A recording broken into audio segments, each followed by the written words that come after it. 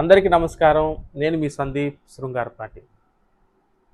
August 15న మహిళలకు ఉచిత bus ప్రయాణం అని చెప్పి చంద్రబాబు గారు ఆయా రకాల వేదికలపైన చెప్పడం జరిగింది. తీరా ఆగస్టు 15న వచ్చేపాటికి మహిళలకి ఊహించని షాక్ ఇచ్చాడు ముఖ్యమంత్రి చంద్రబాబు నాయుడు గారు.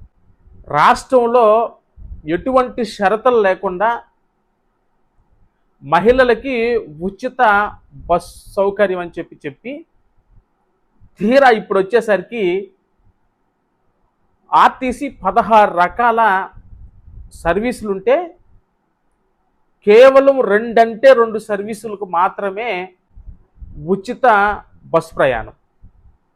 ఈరోజు మహిళలందరూ పాపం తెలియక ఇంకేముంది, ముఖ్యమంత్రి చంద్రబాబు గారు చెప్పారు మనందరికీ ఉచిత బస్సు ప్రయాణం అని చెప్పి ఆధార్ కార్డు తీసుకొని పాపం కొంతమంది డబ్బులు తీసుకోకుండా బస్సులు ఎక్కడానికి వెళ్ళారు. బస్ స్టాండ్లోనైతే శ్రీశక్తి 2 బస్ సర్వీసులకు తప్ప మిగతా ఏ బస్ సర్వీసులకి వర్తించదని చెప్పి వాళ్ళు బోర్డు పెట్టినటువంటి సందర్భం. 1 పల్లె వెలుగు, 2 ఆల్ట్రా పల్లె వెలుగు.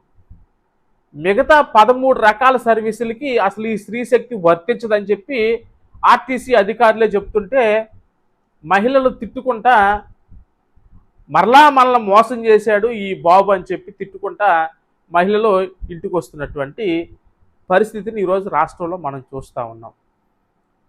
ఈరోజు నేను ఆంధ్రజ్యోతి పేపర్ చూస్తే ఆంధ్రజ్యోతి పేపర్లో సూపర్ 6 సూపర్ హిట్ అనేటువంటి ఈ పెద్ద ఆర్టికల్ మెయిన్ వార్తగా ఈరోజు ఆంధ్రజ్యోతి రాసింది.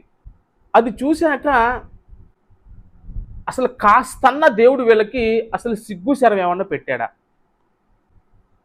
దేవుడిని అనకూడదు, ఎందుకంటే దేవుడు వీళ్ళకి సిగ్గు శరం పెట్టాడు.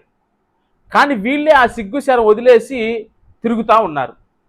సూపర్ 6 అంట, సూపర్ హిట్ అంట. ఇంత నిస్సిగ్గుగా వీళ్ళు ఆడుతున్న పచ్చి అబద్ధాలు ఈ ఎల్లో మీడియా కానీ, ఈ చంద్రబాబు, పవన్ కళ్యాణ్, లోకేష్ కానీ. ఏవయ్యా, మీరు ఇచ్చినటువంటి సూపర్ 6లో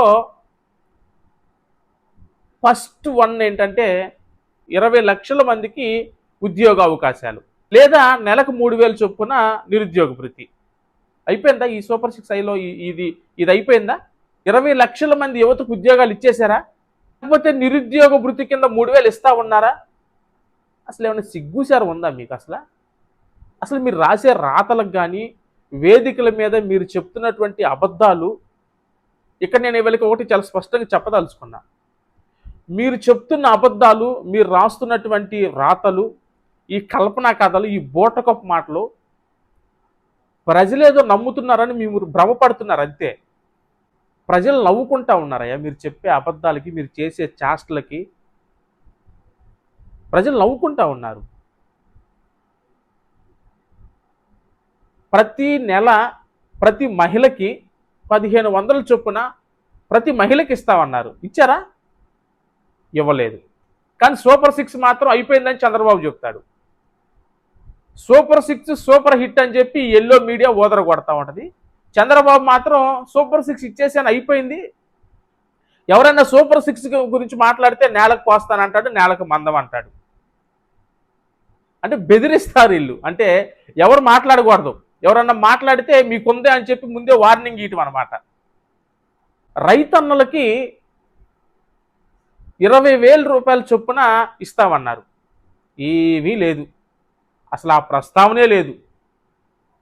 పాపం మహిళలకి ప్రతి ఇంటికి ప్రతి సంవత్సరం 3 గ్యాస్ సిలిండర్లు ఇస్తామన్నారు. ఇచ్చారయ్యా? అది ఒకసారి ఇచ్చారు, అది కూడా అన్నీ దాంట్లో మళ్ళీ షరతులు వర్తిస్తాయి అన్నట్టుగా మీరు ఆంక్షలు పెట్టి ఏదో అరాకొరా ఇచ్చి ఒకసారి ఇచ్చి చేతులు దులిపేసుకున్నారు. ఇంతవరకు అసలు ఆ ప్రస్తావనే లేదు.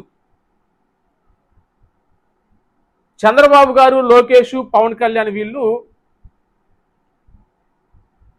జగన్మోహన్ రెడ్డి గారు అమ్మఒడి కింద జగన్మోహన్ రెడ్డి గారు 15,000 ఇస్తానని చెప్పి 13,000 ఇచ్చారు. స్కూల్ మెయింటెనెన్స్ కింద 2,000 తీసేశారు. మేమైతే తల్లికి వందనం కింద 15,000 ఎటువంటి షరతులు లేకుండా నేరుగా మీ ఖాతాల్లోకే వస్తాయి అన్నారు. వచ్చినాయా? ఏదో అరాకొర ఇచ్చి, అది 13,000 ఇచ్చి దాని గురించి ఎవరన్నా మాట్లాడితే ఇంతవరకు సమాధానం లేని పరిస్థితి. ఈ రకంగా చెప్పుకుంటూ వస్తే అసలు సూపర్ 6లో ఒక్క హామీ కూడా నెరవేర్చలేదు. కానీ సూపర్ 6 అయిపోయిందని చెప్తారు, సూపర్ 6 సూపర్ హిట్ అని చెప్తా ఉంటారు. చంద్రబాబు గారు అయ్యా నీ వయసుకు తగ్గట్టుగా కాస్తన్న ఓందాతనంగా ప్రవర్తించాలి, నీ వయసుకు తగ్గట్టుగా కాస్తన్న లాయల్గా ఉండాలి. అరే మనం వయసు అయిపోయింది, ఇక మనం ఏదో కాస్త కూస్త 4 రోజులు బ్రతుకుతాం, ఈ మాత్రం దానికి మనకి ఇన్ని అబద్ధాలు అవసరమా, ఈ మాత్రం దానికి ఇన్ని మోసాలు అవసరమా, ఈ మాత్రం దానికి ఇన్ని స్కాములు అవసరమా, కాస్తన్నా ఉండాలి కదా. ఏమీ లేదు, అన్నీ నోరు తెరిస్తే అబద్ధాలు.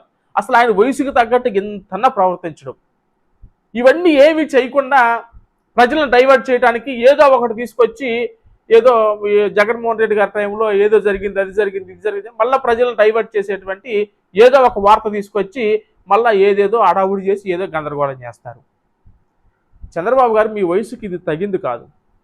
దయచేసి రాష్ట్ర ప్రజలకు మీరు ఇచ్చినటువంటి హామీ ఏదైతే ఉందో దానిని నెరవేర్చేటువంటి ప్రయత్నం చేసి రాష్ట్ర అభివృద్ధికి మీరు దోహదపడాలని చెప్పి మీకు విజ్ఞప్తి చేస్తా ఉన్నాను.